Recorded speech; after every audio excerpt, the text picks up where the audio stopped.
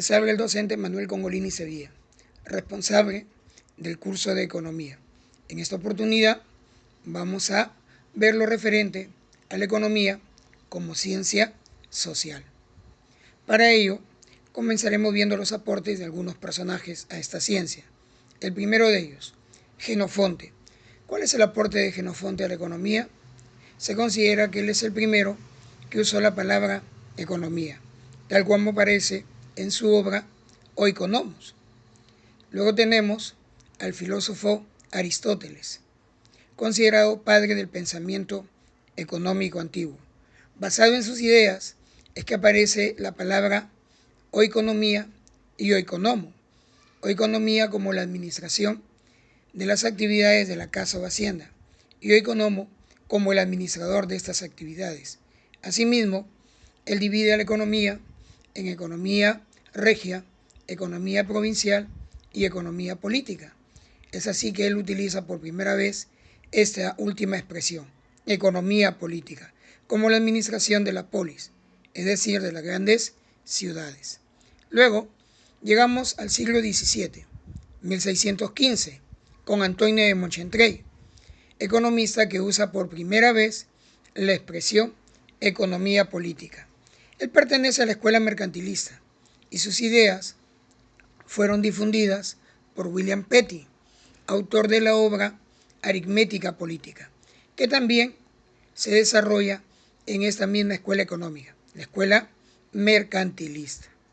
Y ahora nos toca ver al personaje más importante, que viene a ser Adam Smith. ¿En qué radica su importancia? Él es considerado el padre de la economía política, padre de la ciencia económica, padre del pensamiento económico moderno, autor de la obra Riqueza de las Naciones, que fuera publicada en el año 1776. Plantea una serie de postulados, a través de los cuales hace posible el desarrollo de la economía como ciencia. Asimismo, es fundador de la escuela clásica, conocida como escuela liberal, escuela manchesteriana. Muy bien, ahora nos toca ver algunos conceptos básicos o fundamentales que maneja la ciencia económica. El primero de ellos, el concepto de escasez. Tal vez en la coyuntura actual tenemos una mejor idea de lo que viene a ser la escasez, la insuficiencia de recursos para satisfacer todas las necesidades. Este concepto de escasez no solo afecta a las personas, afecta también a todos los países, razón por la cual se ha convertido en el problema fundamental de la ciencia económica. Un segundo concepto básico es el concepto de eficiencia, que consiste en el uso óptimo, en el uso adecuado de los recursos para lograr una meta, para lograr un objetivo.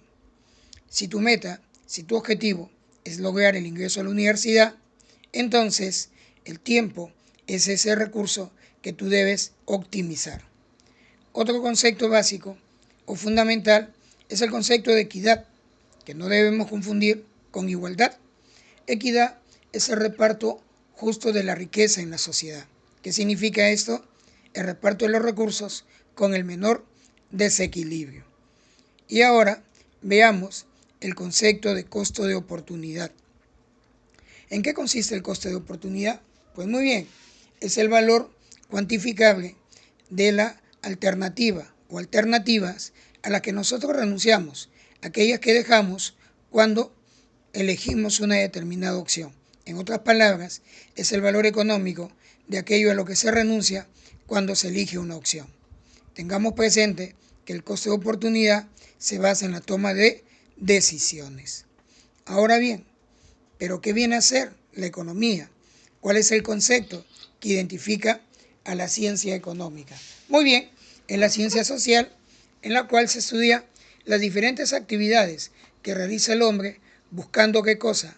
Lograr la satisfacción de las necesidades. A estas actividades que realiza el hombre se le conoce como la vida económica.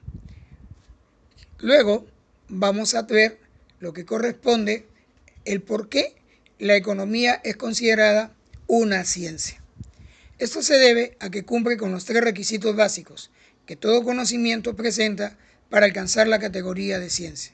El primero de ellos, presentar un objeto de estudio. ¿Cuál es el objeto de estudio de la economía? La vida económica del hombre. En segundo lugar, el hacer uso de métodos. Acá tenemos el método inductivo, el método deductivo, el método dialéctico, que veremos más adelante. Y el contenido propio. ¿A qué se refiere? A los temas que se desarrollan dentro de la teoría económica. Muy bien, ahora veamos cuáles son los métodos que presenta la ciencia económica. Inductivo, deductivo, dialéctico. Hablemos de cada uno de ellos. En primer lugar, el método inductivo, conocido como el método analítico. Es el método que va de lo particular a lo general. ¿Qué significa? A través de este método se busca llegar a una ley o un principio. Luego tenemos el método deductivo, llamado también sintético. Algunos consideran que es contrario, debido a que acá lo que se busca es comprobar la validez de la ley o el principio que hemos logrado obtener en base al método inductivo. Tengamos en cuenta lo siguiente. ¿Cuál es el método más empleado por la ciencia económica? Es la combinación de estos dos. En otras palabras, es el método inductivo-deductivo. Recordemos, en ese orden. ¿Por qué? Porque primero debemos tener la ley o principio y luego comprobar la validez de esa ley o principio. Ahora tenemos el método dialéctico. Tres personajes están relacionados con este método. Heráclito de Éfeso, se señala que él es el que hace posible la existencia de este método. Friedrich Hegel, que es el que lo desarrolla dentro de lo que viene a ser ya una filosofía materialista, para luego tener a Karl Marx, quien lleva el método al campo de la ciencia económica. Este método dialéctico es conocido también como el método de las contradicciones. ¿Debido a qué? A que se basa en una ley de la dialéctica, la ley de los contrarios. Y esto se puede ver claramente a través de las diferentes fases o etapas que presenta el método. En primer lugar, tenemos lo que viene a ser la tesis, que consiste en la presentación o afirmación de la verdad. Luego, tenemos una segunda fase que es contraria, la antítesis, la negación de la realidad o la negación de la verdad. Y luego llegamos a la síntesis, que viene a ser la negación de la antítesis. En otras palabras, la negación de la tesis. Es decir, que nos permite llegar a una nueva verdad. La ciencia económica no está ajena a lo que vivimos en este momento en el mundo. La pandemia del virus de Wuhan, o como se le conoce, el coronavirus, el COVID-19. En lo que hemos visto, por ejemplo, ¿cuál sería la forma de relacionar a la ciencia económica con lo que ahora acontece en el mundo? Tenemos en primer lugar lo que vendría a ser la escasez. Tenemos pocas mascarillas, pocos guantes, otros accesorios como el alcohol en gel o, lo más grave, los respiradores mecánicos que se han convertido en un problema por la falta que existe de estos equipos para las personas que entran ya en cuidados intensivos. Pero no solamente tenemos el concepto de escasez que se relaciona, también podemos hablar de equidad, cómo se vienen repartiendo los recursos, no solo en el aspecto del campo de la medicina, sino también los de primera necesidad. Muchas personas con la inmovilidad social, con el distanciamiento social, obviamente, ¿qué es lo que viene sucediendo? No podemos salir a laborar, hay quienes vivimos del día a día y lamentablemente no contamos con los recursos suficientes.